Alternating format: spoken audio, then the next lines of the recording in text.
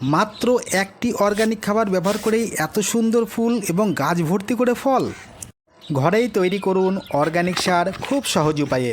গাছের বৃদ্ধিসহ সবুজ পাতা আর প্রচুর পরিমাণে ফুল ফল পেতে এই প্রাকৃতিক জৈব খাবারটি হবে গাছের জন্য দারুণ কার্যকারী। প্রথমে আসি তার জন্য কি কি উপকরণ নিতে হবে। 1 কাপ পরিমাণ চা পাতার গুঁড়ো, 1 কাপ পরিমাণ ডিমের খোসার গুঁড়ো, 1 কাপ পরিমাণ কলার খোসার গুঁড়ো, আর নিতে হবে 1 কাপ পরিমাণ সাদা ছাই। এই উপাদানগুলিকে ভালো করে কোনো একটি পাত্রের মধ্যে মিশিয়ে নিতে হবে। তবে বলে রাখি, চা পাতা সাধারণ মানের নিলেই হবে, খুব দামি হতে হবে এমন কোনো বিষয় নেই। যদি প্রয়োজন মনে করেন তাহলে এই উপাদানের সঙ্গে 1 চা চামচ যে কোনো একটি কন্ট্যাক্ট ফাঙ্গিসাইড মিশিয়ে রাখতে পারেন, তাহলে এই খাবারটি দীর্ঘদিন যাবৎ টবের মাটিতে ব্যবহার করতে পারবেন। এবার আসি যে এই উপাদান ব্যবহারের নিয়ম কি। যে কোনো ফুল কিংবা ফলের গাছে 10 ইঞ্চি টবের জন্য 15 দিন অন্তর হালকা করে টবের কিনারা বরাবর মাটি একটু খুঁড়ে নিয়ে 1 থেকে 2 চা চামচ পরিমাণ ব্যবহার করবেন। এর থেকে বড় টব হলে সেই অনুপাতে পরিমাণ একটু বাড়িয়ে দেবেন। তবে ব্যবহারের পর অবশ্যই মাটির সঙ্গে খাবারগুলিকে মিশিয়ে নিয়ে জল দিয়ে ভিজিয়ে দেবেন। এবার আসি এই খাবার ব্যবহারের সুবিধা কী।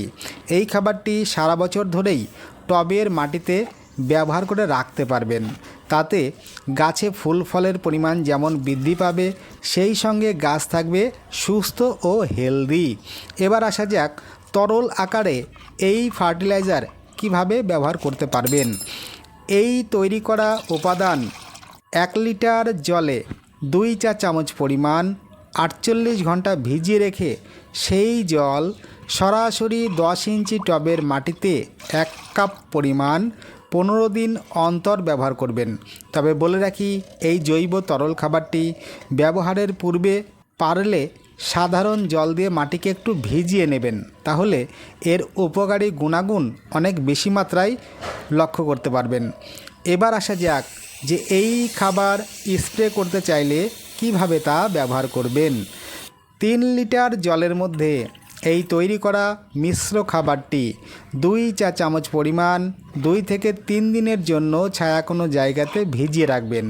তারপর তা কোনো ছাঁকনি দ্বারা ছেঁকে নিয়ে স্প্রে বোতলে ভরে সন্ধ্যাকালীন সময়ে 15 দিন অন্তর যে কোনো ফুল বা ফলের গাছে স্প্রে করে রাখতে পারেন। তাতেও খুব ভালো উপকার পাবেন। এবার আসবো যে এই সারের উপকারী গুণাগুণ কি কি পাওয়া যাবে। দেখুন, চা পাতা, এতে প্রচুর পরিমাণে নাইট্রোজেন থাকবে, যা গাছের বৃদ্ধিসহ পাতাগুলিকে সবুজ রাখতে সহায়তা করবে।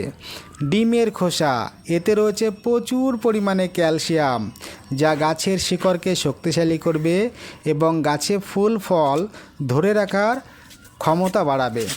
এই যে কলার খোসা, এতে রয়েছে প্রচুর পরিমাণে পটাশিয়াম, যা গাছের রোগ প্রতিরোধ ক্ষমতা বাড়িয়ে ফুল ফল বৃদ্ধিতে সাহায্য করবে। সাদা ছাই, এতে রয়েছে প্রচুর পরিমাণ ফসফরাস ও অ্যান্টিফাঙ্গাল ক্ষমতা, যা ফাঙ্গাসকে প্রতিহত করে এবং মূলের বৃদ্ধিকে ত্বরান্বিত করে।